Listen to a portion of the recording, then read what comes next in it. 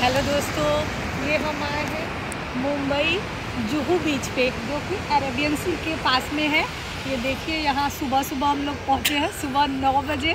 और बहुत ही सुंदर, बहुत अच्छा समुद्र की लहरें हैं। देखिए इसमें कितना आवाज़ होता है, ये देखिए पानी की। और इस आवाज़ को अगर और ज़्यादा सुनना है तो यहाँ पूनम की रात में आइए। ये लहरें बहुत ज़्यादा आती है और बहुत तेज़ आवाज़ के साथ बहुत अच्छी यहाँ का सीन रहता है, व्यू रहता है। आइए देखिए समुद्र।